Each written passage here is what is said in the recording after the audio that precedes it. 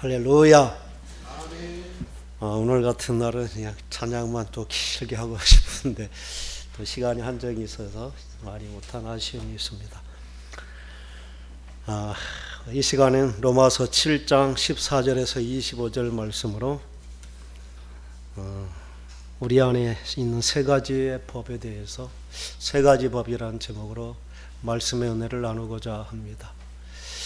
로마서는 우리가 어떻게 구원을 받고 어떻게 살아야 될지에 대한 분명한 말씀을 주시고 있죠. 3장에서 8장까지 어쩌면 이것은 우리가 한 번에 들어야 될, 그래서 3장에서 8장이 어쩌면 한순간에 예수 믿어서 우리가 어떠한 삶이 되는지를 그냥 분명하게 보여주는 그러한 내용입니다.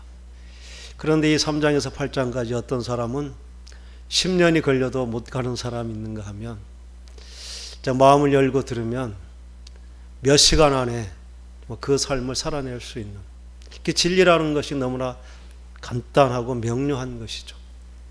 그런데 알지 못할 때는 수없이 지나가지만 그게 무엇인지 알지 못하고 지나가는 것입니다. 3장에는 우리가 예수 그리스도를 믿음으로 말미암아 하나님께 있는 의로 말미암아 우리가 죄 사함을 받았고, 죄가 있음에도 불구하고 예수님을 믿는 그것으로 하나님이 우리의 죄를 간과해 주신다, 눈 감아 주신다는 것이죠. 대충 보아 넘겨 주신다, 못 본 것으로 해 주신다. 그게 우리가 받은 칭의입니다. 칭의를 받은 우리는 그렇게 믿음으로 사는 것인데, 아브라함도 율법을 행하거나 자기에게 무슨 구원받을 만한 어떤 선행이 있어서가 아니라 너희의 자손이 저 별의 하늘의 물별처럼 많을 것이라는 그 하나님의 말씀을 믿는 그 믿음을 보시고 의롭다 여기셨다. 믿음을 의로 여기신 것이지 아브라함이 자식을 드리는 순종을 통해서 의로 여긴 것이 아니라 이렇게 말씀하는 것입니다.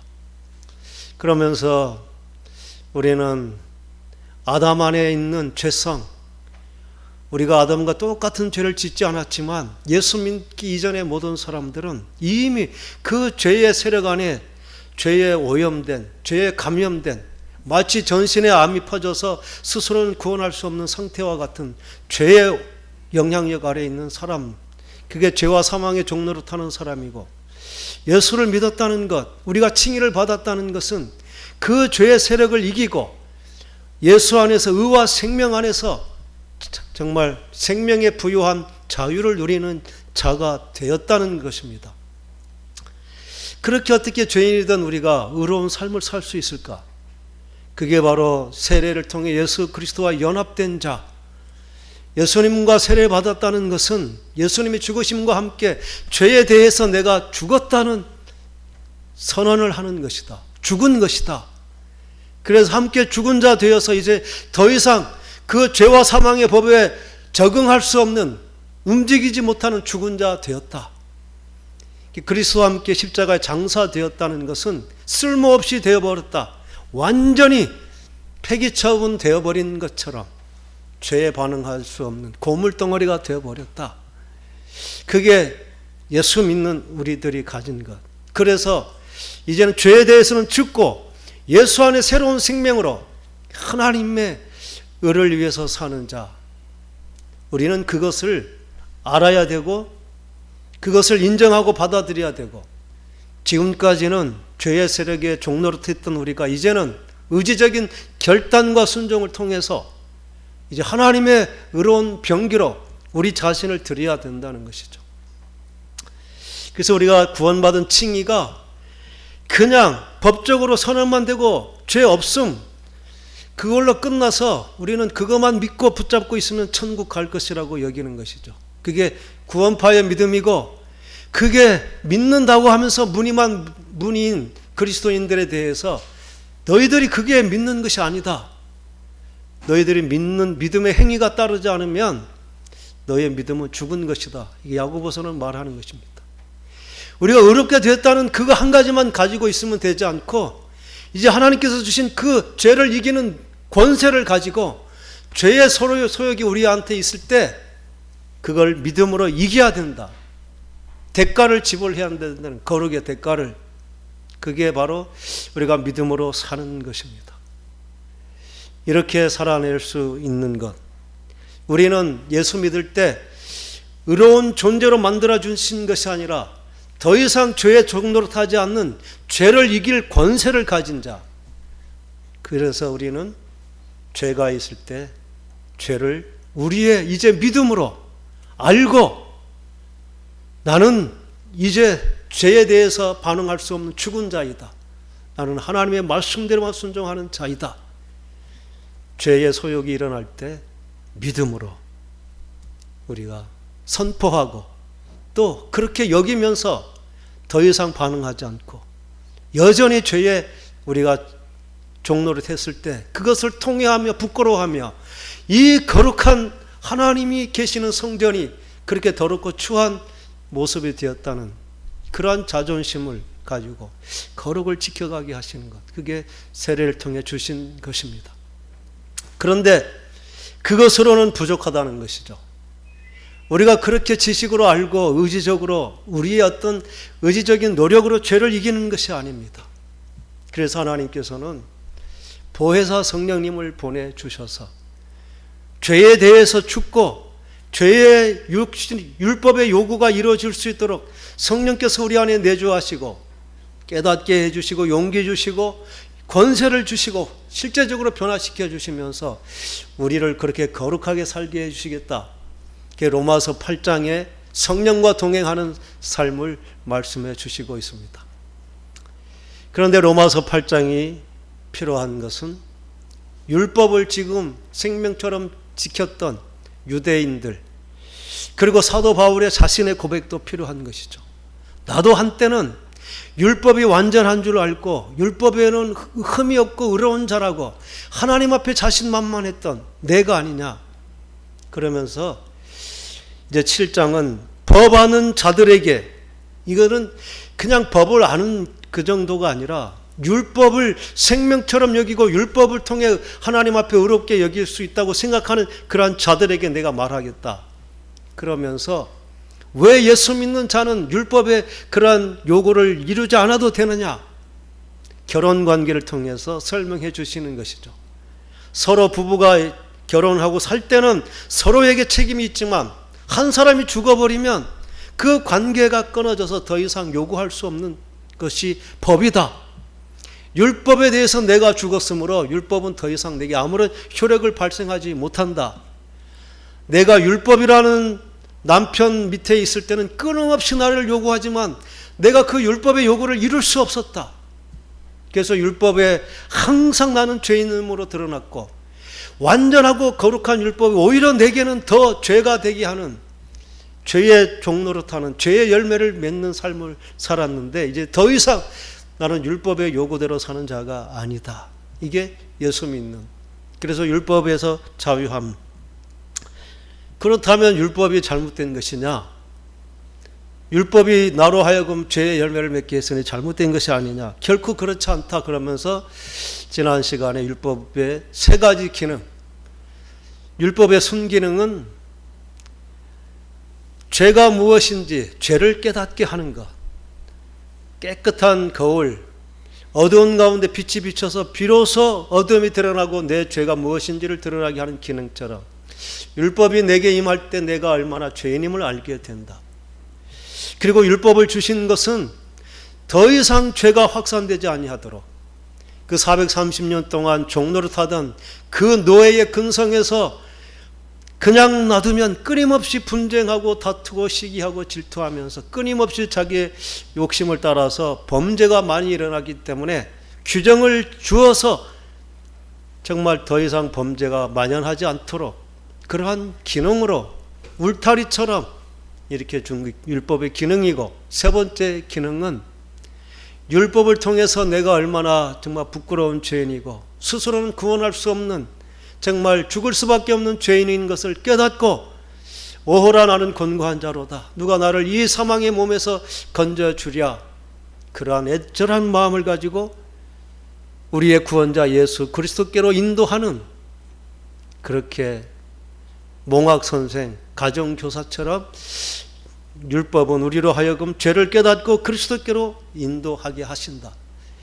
이러한 선한 기능이 율법의 기능인데 우리 안에서 그렇게 선한 기능은 하지 못하고 오히려 우리가 율법이 없었을 때는 죄책감이 없고 그냥 죄인지 모르고 살았는데 율법이 들어와서 죄라고 정죄하기 시작하면서 우리 마음속에는 끊임없는 죄가 지적될 때 그것을 고쳐야지 하는 것이 아니라 더 삐딱해지는 그 죄, 그게 바로 우리 속에는 죄와 선을 선택할 수 있는 중간에 서 있는 것이 아니라 이미 우리는 죄의 근성에 젖어 있고 죄의 오래된 습관 속에 있어서 처음부터 우리는 완전한 기준을 지킬 수 없는 자.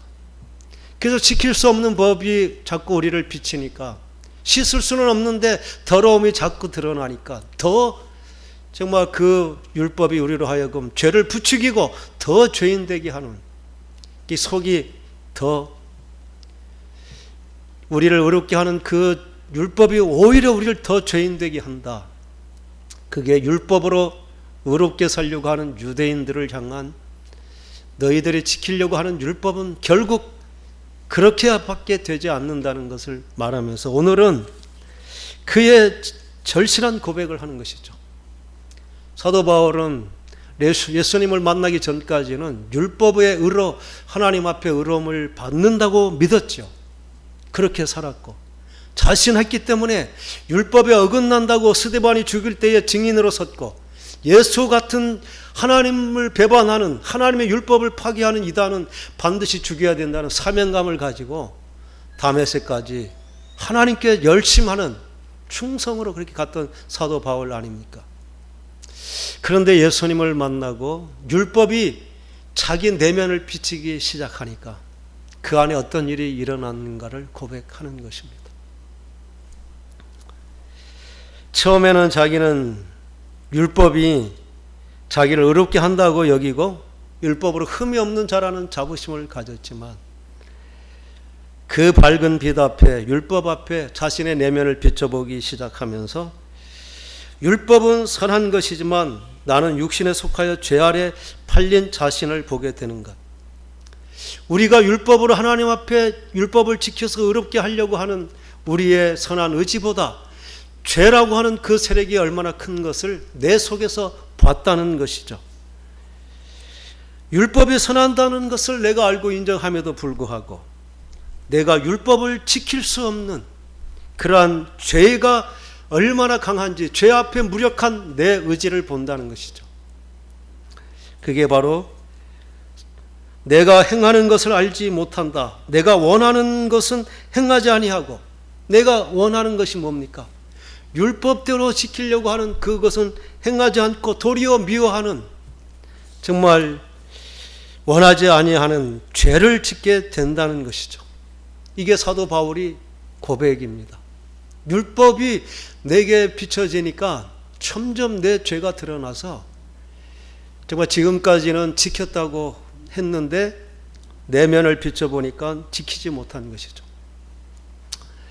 이게 사도 바울이 이제 하나님의 말씀에 비춰 자신을 보는 것이고 더 나아가서 이제는 우리의 정말 내 자화와 또 그것을 지키지 못하는 그 정말 너무나 이해할 수 없는 일들에 대해서 17절부터 이렇게 말을 합니다. 이제는 그것을 행하는 자가 내가 아니요 내 속에 거하는 죄다. 내 속 곧 내 육신에 선한 것이 거하지 아니하는 줄을 안다. 원하는 것은 내게 있지만 선을 행하는 것은 없다. 내가 원하는 바 선은 행하지 아니하고 도리어 원하지 아니하는 바 악을 행한다. 이것은 자기의 의지로 하나님의 말씀대로 순종하려고 노력해 보지만 그 노력이 내 속에 있는 죄의 소욕을 이기지 못한다. 이것을 고백하는 것입니다. 이 사도 바울의 고백이고 마르틴 루터의 고백이고 어거스틴의 고백이기도 합니다. 인간의 의지적인 노력을 통해서 하나님의 거룩을 지켜보려고 하지만 아무리 노력해도 내 마음속에 일어나는 탐심, 정욕 이런 죄의 소욕을 근본적으로 내 의지로 해결할 수 없다는 것이죠. 그래서 그 죄의 세력 앞에 무능한 나를 보는 것이죠. 하나님의 말씀이 있는데, 하나님의 기준이 내게 있고 그것을 지키려는 내 의지가 있는데도 불구하고 나는 그 죄를 이기지 못한다. 이것을 보는 것입니다.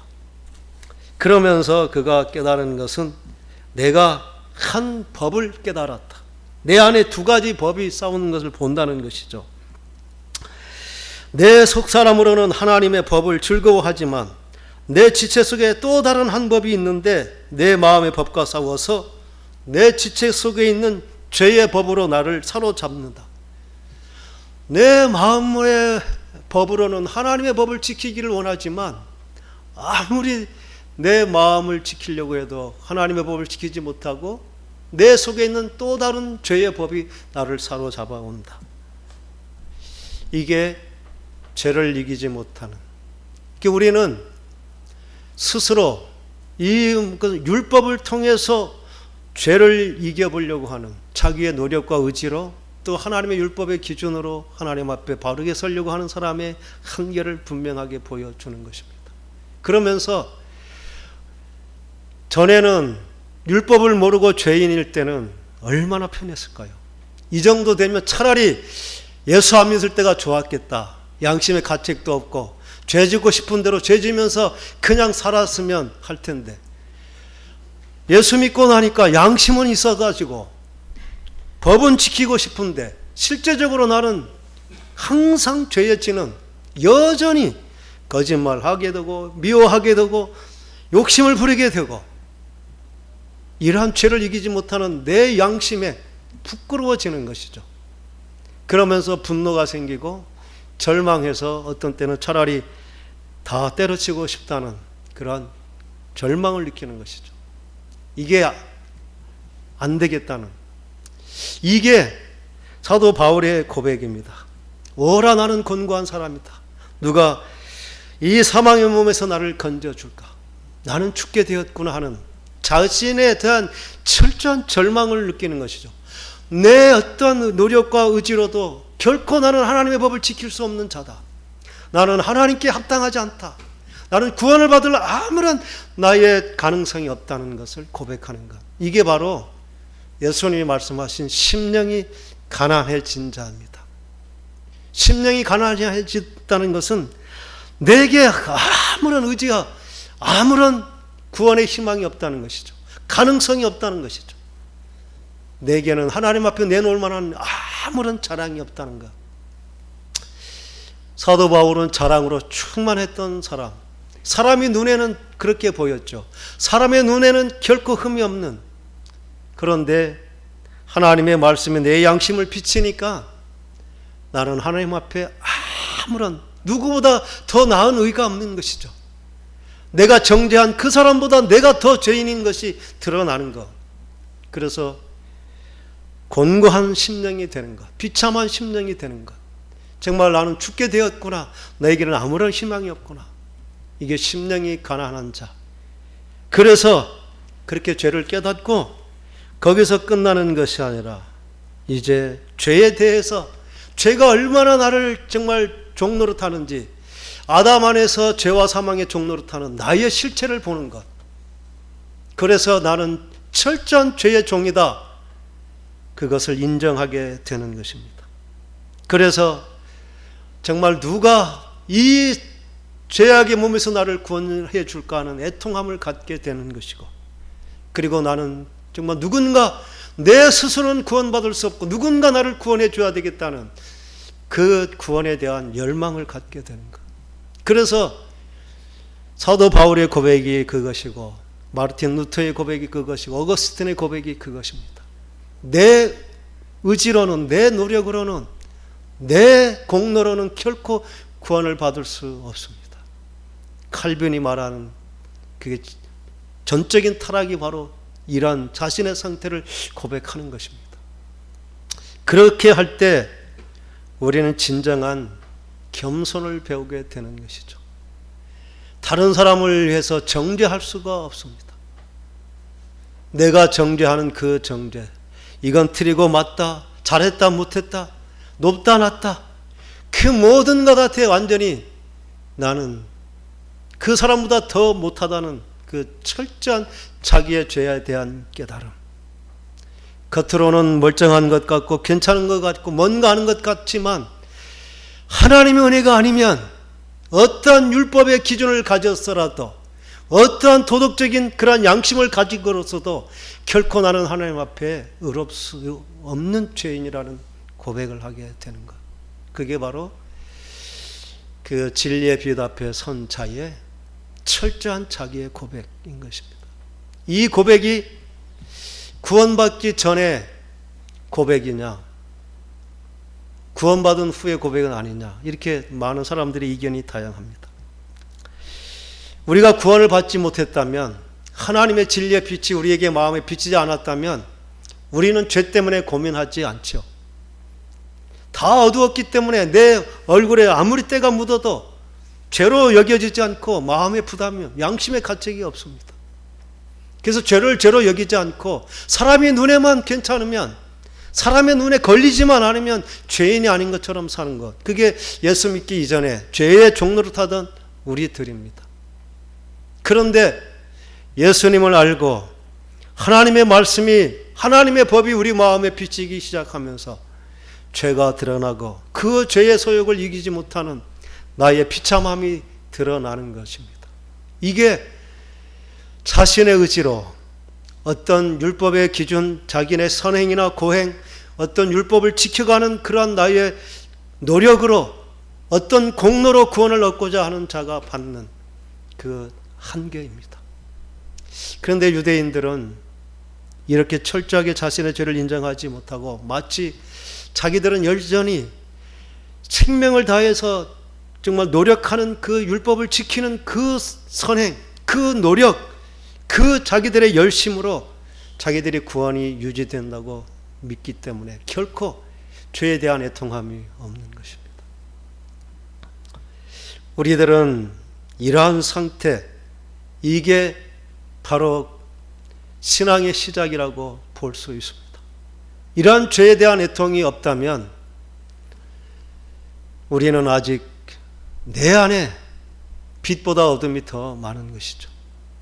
내가 얼마나 추악한 죄인인지, 상황이 그렇지 않아서 내가 거짓말하고 정말 미워하고 시기하고 다투지 않았고 욕심내지 않았을 뿐이지, 나도 다른 사람과 똑같은 상황이었다면 나는 그보다 더 정말 극악한 죄인이 될 수밖에 없는 내 양심, 내 본성을 보게 되는 것. 그게 율법 앞에 밝히 비춰진 모든 사람들의 그러한 고백이 되는 것입니다. 그렇게 할 때 우리는 절대적으로 나의 구원의 자격이 없음을, 가능성이 없음을, 그렇게 완전히 두 손을 들지 않으면 하나님의 은혜가 되지 않는 것입니다. 그렇게 하나님께 두 손을 들 때 우리에게는 이제 새로운 하나님의 은혜와 더불어 사는, 이제 죄의 종로를 타지 않는, 처음부터 우리는 그렇게 율법의 규정을 지킴으로 의롭게 되는 길은 우리가 가지 못하는 것입니다. 이스라엘 백성들에게 여전히 약속했죠. 율법의 모든 요구를 지키면 그로 말미암아 구원을 받을 것인데, 지금도 마찬가지죠.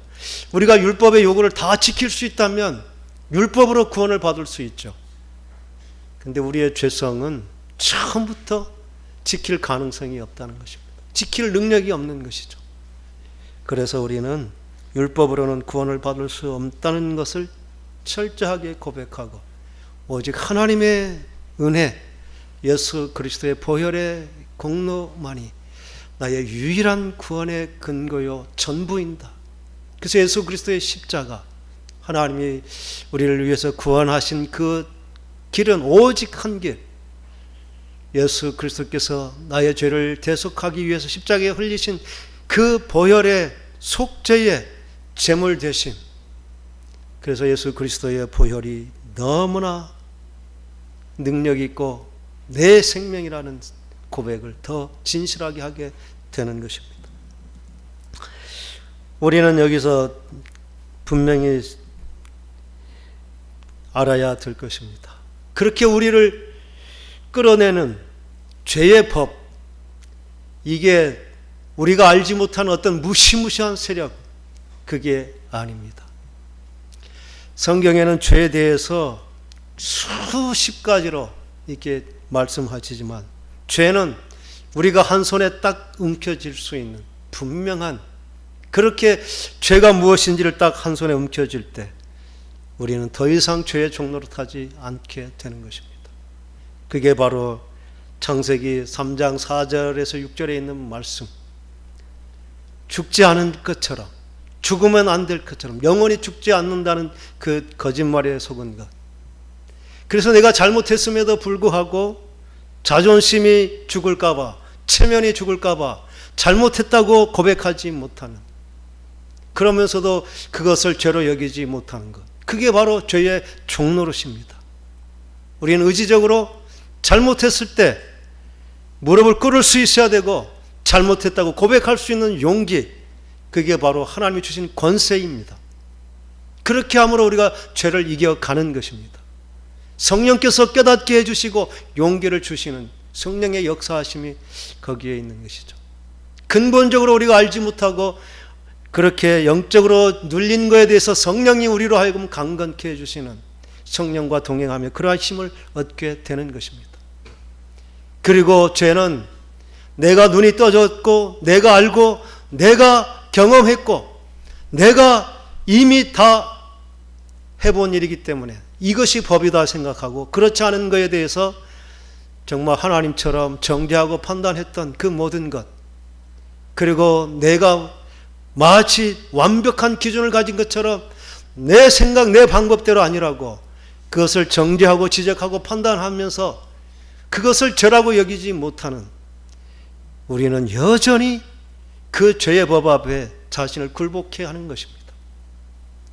그리고 내가 가진 만큼 높아졌다고 하나님처럼 권세를 누리고 당당하게 내가 목사이기 때문에, 또 직분이 있기 때문에, 또 내가 높은 자리에 있다고 그것으로 하나님처럼 됐던 모든 것들이 죄의 종노릇이라는 사실을 분명히 우리가 알 때 우리는 더 이상 정말 마음의 법으로는 하나님의 법을 지키고 육신의 법에 지는 그러한 삶이 되지 않습니다.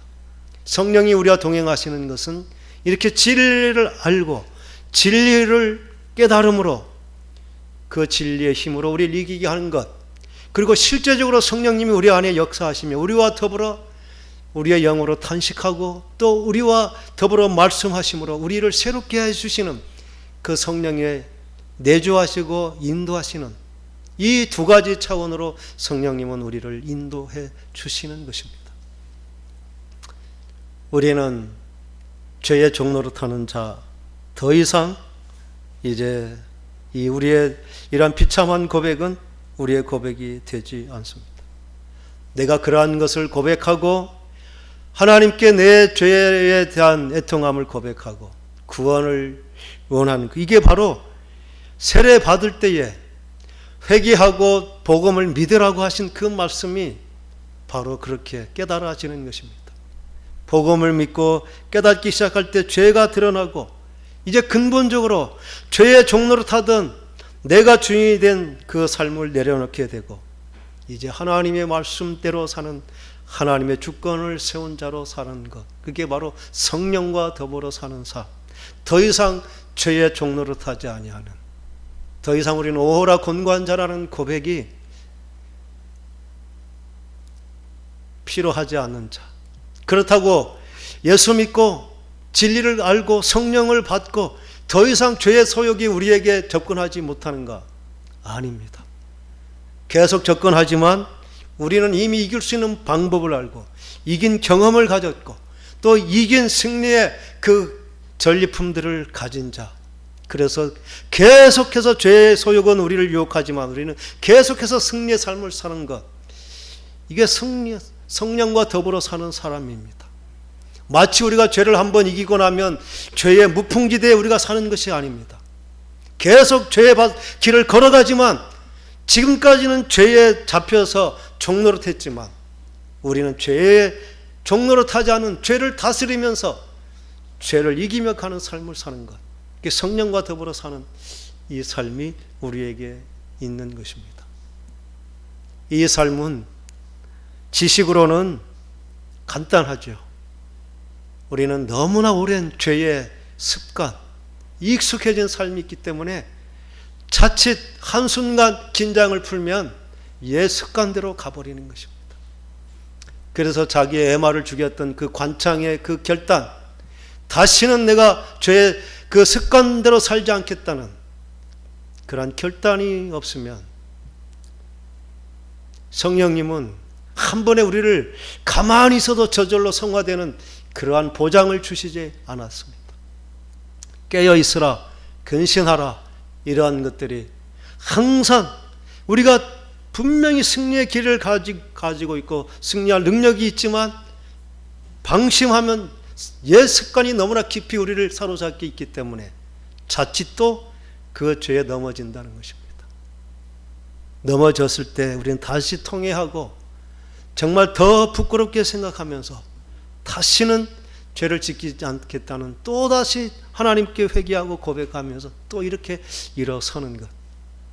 그래서 우리가 영원히 죄를 짓지 않는다는 것은 죄를 짓지 않은 존재가 되었다는 것이 아닙니다.